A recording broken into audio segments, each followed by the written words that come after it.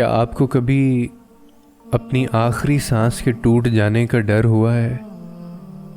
مجھے عمر طاہر کہتے ہیں اور آپ میرا یوٹیوب اور فیس بک چینل دیکھ رہے ہیں عمر طاہر ٹاکس۔ آج ہم نے ایک کیفیت کے بارے میں بات کرنی ہے، اور یہ شاید ہی کوئی ایسا شخص اس دنیا میں ہو جس کے اوپر یہ کیفیت کبھی نہ آئی ہو یا اس نے اس چیز کو محسوس نہ کیا ہو۔ کبھی کبھی یوں ہوتا ہے کہ اکثر دل کو لاکھ سمجھانے کے بعد اور بے شمار ضبط کرنے کے بعد بھی دل تھکنے لگتا ہے اور ہار ماننے لگتا ہے، اور ہم بلکہ یہ خود بھی چاہ رہے ہوتے ہیں کبھی نہ کبھی کہ ہم اب یہاں پہ ہار مان لیں، کیونکہ ہم تھک اتنے چکے ہوتے ہیں کہ ہم مزید آگے جانا نہیں چاہتے، اور یوں محسوس ہوتا ہے جیسے اب کوئی راستہ باقی نہیں رہا، جیسے سب ختم ہو گیا ہے۔ اور واقعی میں اس وقت سب کچھ ختم بھی ہو چکا ہوتا ہے، کیونکہ ہمیں ویسا لگ رہا ہوتا ہے۔ اور ہمیشہ یاد رکھیں کہ جب انسان کو یہ لگنا شروع ہو جائے کہ سب کچھ ختم ہو گیا ہے، تو بس آپ تب پھر سمجھ لیں کہ سب کچھ ختم ہو گیا ہے، جیسے اب کچھ بھی بدل نہیں سکتا۔ شاید ہم تب تکلیف کی اس آخری حد پہ ہوتے ہیں جہاں یا تو معجزوں کی شدت سے طلب ہوتی ہے یا آخری سانس ٹوٹ جانے کا ڈر ہوتا ہے۔ تب دل مصلحتوں کو جاننے پر بھی آمادہ ہوتا ہے اور انہیں تسلیم کرنے سے بھی گھبراتا ہے، اور اس گھبراہٹ میں کھو کر ہم بھول جاتے ہیں کہ وہ ایک ذات جو ہمیں یہاں تک لائی ہے، اس نے آگے کی بھی منصوبہ بندی کر رکھی ہے، اور جہاں صبر ساتھ چھوڑ دیتا ہے وہاں اللہ کن سے نواز دیتا ہے۔ یہ ہمیشہ یاد رکھیں، ایسا ہوتا ہے، کیونکہ انسان جو ہے وہ شاید اللہ سے اتنی محبت نہیں کرتا جتنی وہ اپنے بندے سے محبت کرتا ہے۔ اور یہ بات، اس کا مطلب یہ ہوا کہ جو بھی شخص ہے وہ آپ سے محبت کرتا ہے، جس کو بھی آپ سے لگاؤ ہے، وہ یہ کبھی نہیں چاہے گا کہ آپ کی زندگی ختم ہو یا آپ ہار مان جائیں۔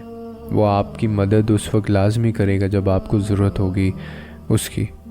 تو اسی لیے اللہ بھی یہ دیکھتا ہے کہ میرے بندے کا جو صبر ہے وہ کب ساتھ چھوڑتا ہے، تاکہ میں اس کے بعد کن سے نوازوں، کیونکہ وہ یہ کبھی نہیں چاہے گا کہ آپ کا اس پہ سے یقین جو ہے وہ ختم ہو۔ وہ ماضی دیکھ کر نہیں، نیت دیکھ کر عطا کرتا ہے۔ وہ یہ نہیں کہتا کہ اب دوبارہ سے کیوں آئے ہو، وہ تو کہتا ہے اب آ ہی گئے ہو تو میرے پاس بیٹھ جاؤ۔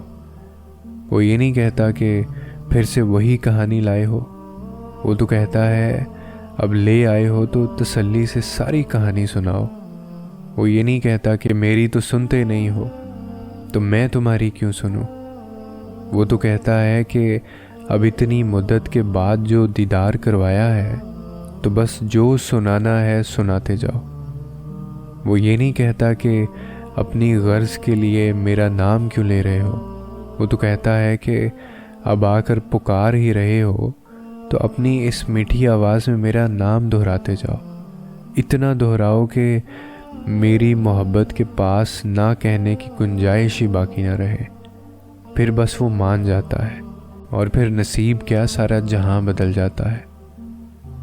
اور جہاں تک بات رہی اس شخص کی یا اس کی یاد کی جس کی وجہ سے ہماری یہ کیفیت یا ہم اس طرح کے ہو جاتے ہیں، تو ہمیشہ یاد رکھیں کہ یادیں مدھم تو پڑ سکتی ہیں لیکن مٹائی نہیں جا سکتی۔ تبھی بچھڑنے کے بعد بھی کچھ لوگ ہمیں یاد آتے ہیں۔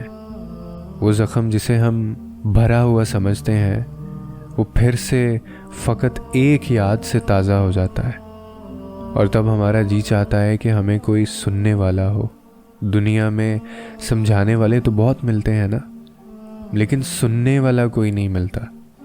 پھر ہم اللہ کی طرف بھاگتے ہیں، کیونکہ دل جانتا ہے کہ وہ سنے گا، وہ سمجھے گا۔ اللہ ان زخموں کو کبھی کبھار اس لیے تازہ کرتا ہے تاکہ ہم اس سے دور نہ ہو جائیں، کیونکہ اس کو پتہ ہے کہ میرا بندہ اسی وقت میرے پاس آئے گا جب اس کو کوئی مشکل پیش آئے گی۔ تو اسی لیے وہ نہیں چاہتا کہ ہم اسے بھول جائیں۔ اور جانتے ہو وہ تمہارے زخموں کو تازہ تب رکھتا ہے جب تم سے راضی ہو جاتا ہے، کیونکہ اسے تمہارا ایسے پکارنا، اس سے بات کرنا، اس سے لاڈ کرنا پسند آ جاتا ہے۔ اور وہ تکلیف یا جو وقت وہ جو گزر گیا وہ اب لوٹ کر نہیں آئے گا، اور وہ جو گزر رہا ہے وہ بھی اب گزر جائے گا۔ یہ وسوسے، یہ خوف، یہ تنہائی کی کیفیات، یہ سسکیاں بس ایک کربناک خیال اور لمحے سے زیادہ کچھ نہیں ہوتی۔ تو کیا ہوا اگر وہ نہ ملا جو تمہیں چاہیے تھا؟ تو کیا ہوا اگر کچھ خواب ادھورے رہ گئے ہیں؟ تو کیا ہوا اگر کچھ لوگ بچھڑ گئے ہیں؟ یہی زندگی ہے، اور اللہ جانتا ہے کہ تم کب کب بکھرے ہو، کب تم نے کن کن ٹکڑوں کو صبر سے واپس اٹھا کر رکھا ہے۔ ایک ٹھوکر پہ تو قصہ ختم نہیں ہوتا نا۔ تو اسی لیے تمہیں اٹھنا چاہیے، تمہیں رکنا نہیں چاہیے، اور تم اس چیز کا خیال رکھو کہ زندگی پڑی ہے ابھی تمہاری، اور دیکھو تمہیں کیسے تمہارے رب نے سنبھال لیا ہے، دیکھو کیسے وہ تمہارے معاملات سنوارتا ہے، کیسے وہ جذبات کی خرابیوں کے اوپر پردہ ڈالتا ہے۔ اور پھر اگر تم یہ چیزیں اپنے لیے نہیں کرنا چاہتے تو کسی اور کے لیے تمہیں یہ چیزیں کرنی ہے۔ ہمیشہ یاد رکھو کہیں نہ کہیں کوئی نہ کوئی کسی کے لیے جی رہا ہوتا ہے، جس نے تمہیں یہ زندگی دی تحفے میں، اس کی محبت کا بھی تو ہم نے حق ادا کرنا ہے نا۔ تو پھر اسی لیے ایسے سوچنے سے کچھ نہیں ہوگا۔ ہم جتنا سوچتے ہیں کہ ہم کمزور ہیں اس سے کہیں زیادہ طاقتور ہوتے ہیں ہم، لیکن اس لمحے میں یہ بات ہم بھول جاتے ہیں جب دل اور ہمارا وجود حادثات سے دوچار ہوتا ہے۔ ہمیں ایسا لگتا ہے جیسے ہم صبر کر رہے ہیں، لیکن ہم در حقیقت نصیب سے لڑ رہے ہوتے ہیں، اپنے ہی اندر خود سے لڑ رہے ہوتے ہیں، کیونکہ ہم انسان ہیں، نہ تو ہر وقت صبر کر سکتے ہیں، نہ مضبوط رہ سکتے ہیں، اور سب سے بڑا عیب ہم میں یہ ہے کہ ہم کوئی معاملہ ٹھیک نہیں کر پاتے تو اسے اللہ کے سپرد بھی نہیں کر پاتے۔ ہم خود پر ظلم کرتے ہیں، کبھی ان لوگوں کے پیچھے بھاگ کر جو ہماری محبت کی تذلیل کرتے ہیں، اور کبھی ان سے ہمدردی کی امید لگا کر جو ہمارے جذبات کا مذاق سمجھتے ہیں۔ تو اسی لیے تمہیں اگر اپنے لیے نہیں تو کسی اور کے لیے جینا ہے۔ امید ہے اس ویڈیو سے کوئی نہ کوئی آپ کو فائدہ ہوا ہوگا، اور کوئی نہ کوئی انڈرسٹینڈنگ آپ کو ملی ہوگی۔ لوگوں کے لیے آسانیاں پیدا کیجیے، رب آپ کے لیے آسانیاں پیدا کرے گا۔